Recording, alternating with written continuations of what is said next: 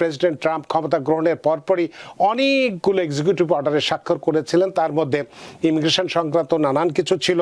Immigrant community তাদের যে family মেম্বারদেরকে এখন ইমিগ্রেন্ট করতে পারছে না, বিশেষ করে বাংলাদেশ, আমরা যেহেতু বাংলাদেশ থেকে আসছি, বাংলাদেশের অরিজিন, এবং বাংলাদেশে যারা এখানে আমরা ইমিগ্রেন্ট আছি, ইউএস সিটিজেন, গ্রিন কার্ডধারী, তাদের যে রিলেটিভসরা যে তাদের ভিসাগুলো পেন্ডিং হয়ে আছে, যে কনসুলার অফিস ভিসা ইস্যু করছে না, তেমনি H-1B'র উপরে $1 লক্ষ যে বা $100,000 যে ট্যাক্স বা কর বসানো হয়েছিল, সেটাও একটি ডিস্ট্রিক্ট কোর্ট বাতিল ঘোষণা করেছে। এই জুন মাসের ফার্স্টে, যে জুনের 2 তারিখ, কিন্তু আমরা আরেকটি মামলা রায় পেয়েছি ম্যাসাচুসেটসের ডিস্ট্রিক্ট কোর্ট থেকে। এটা উল্লাহ ভার্সেস লাফেট। এই মামলায় কিন্তু সাম্প্রতিককালে ইমিগ্রেশন নিয়ে বেশ টালমাটাল একটা অবস্থা, এবং আমরা দেখেছি যে প্রেসিডেন্ট ট্রাম্প ক্ষমতা গ্রহণের পরপরই অনেকগুলো এক্সিকিউটিভ অর্ডারে স্বাক্ষর করেছিলেন, তার মধ্যে ইমিগ্রেশন সংক্রান্ত নানান কিছু ছিল, এবং এর ফলে আমরা দেখেছি বিভিন্ন জায়গায় বিভিন্ন রকম ভাবে মামলা মোকদ্দমা হচ্ছে, কোর্টে মামলা দায়ের করা হয়েছে। এর মধ্যে আমরা দেখেছি যে 39 দেশের উপরে যে স্থগিতাদেশ দেওয়া ছিল বা ব্যান করা ছিল বা সাময়িকভাবে ব্যান ছিল ইত্যাদি, সেটির উপরেও একটি কোর্ট গত কয়েকদিন আগে সেটা বাতিল ঘোষণা করেছে। তেমনি H-1B'র উপরে $1 লক্ষ যে বা $100,000 যে ট্যাক্স বা কর বসানো হয়েছিল, সেটাও একটি ডিস্ট্রিক্ট কোর্ট বাতিল ঘোষণা করেছে। এখন বাকি আছে 75 দেশের উপরে ভিসা স্থগিতাদেশ। এটা নিয়েও অনেক জল ঘোলা হচ্ছে, অনেক মামলা হয়েছে।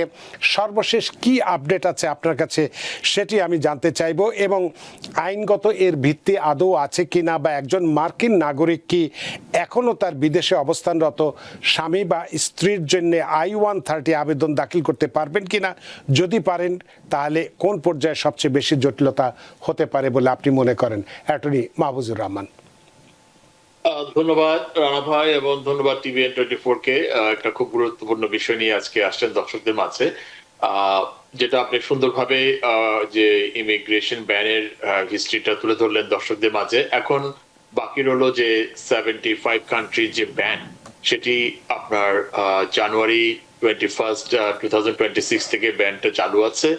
এতে করে দেখা যাচ্ছে যে বিশাল একটা ইমিগ্রেন্ট কমিউনিটি তাদের যে ফ্যামিলি মেম্বারদেরকে এখন ইমিগ্রেন্ট করতে পারছে না, বিশেষ করে বাংলাদেশ, আমরা যেহেতু বাংলাদেশ থেকে আসছি, বাংলাদেশের অরিজিন, এবং বাংলাদেশে যারা এখানে আমরা ইমিগ্রেন্ট আছি, ইউএস সিটিজেন, গ্রিন কার্ডধারী, তাদের যে রিলেটিভসরা যে তাদের ভিসাগুলো পেন্ডিং হয়ে আছে, যে কনসুলার অফিস ভিসা ইস্যু করছে না, বিকজ অফ দি যে গভর্নমেন্টের যে এক্সিকিউটিভ অর্ডার, যে ভিসা ব্যান, যে 75টা কান্ট্রিকে ভিসা ব্যান আওতায় রেখেছে। এটির সর্বশেষ আপডেট হলো যে আমরা আগেও একটা অনুষ্ঠান আলোচনা করেছি যে আমাদের যে নিউ ইয়র্কের সাউদার্ন ডিস্ট্রিক্টে একটি মামলা কিন্তু চলছে, যেটা এনজিও ক্লিনিক ভার্সেস রুবিও। সেই মামলার সর্বশেষ আপডেট জানলেই কিন্তু বোঝা যাবে যে এটার আপডেটটা কি, এবং একটু বলতে পারি দর্শকদেরকে মাঝে যে অবশ্যই এটা একটা ভালো আমরা সংবাদ আশা করছি, কারণ এই যে ক্লিনিক যে ভার্সেস রুবিও, এই মামলাটা হচ্ছে ক্লাস অ্যাকশন।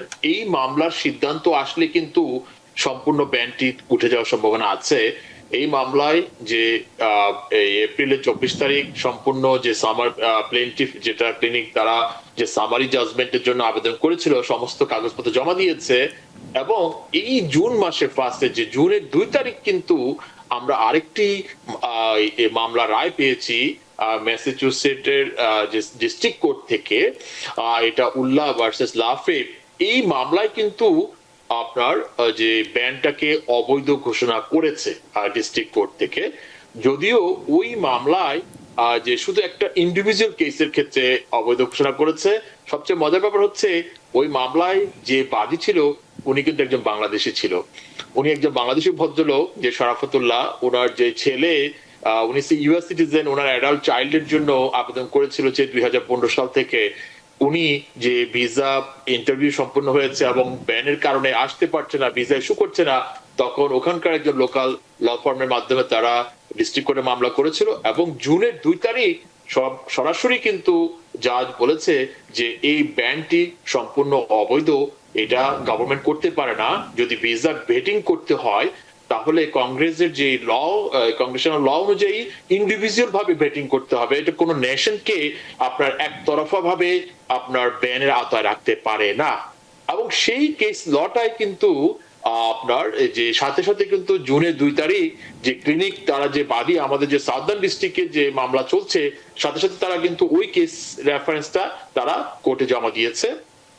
বলা যেতে পারে যে সাউদার্ন ডিস্ট্রিক্টের সমস্ত কাগজপত্র জমা হয়ে গিয়েছে। আমরা আশা করি ম্যাক্সিমাম 2 মাসের মধ্যে একটা রেজাল্ট পাবো এই সাউদার্ন ডিস্ট্রিক্ট থেকে। এটা ধারণা করা যায় যে এটা অবশ্যই যে এটা ব্যানটি বাতিল হওয়ার সম্ভাবনা খুব ভালো রয়েছে, কারণ অলরেডি একটা ডিস্ট্রিক্ট কোর্ট কিন্তু তারা এটাকে অবৈধ ঘোষণা করেছে এবং সেটা রেফারেন্সও তারা এখানে জমা দিয়েছে।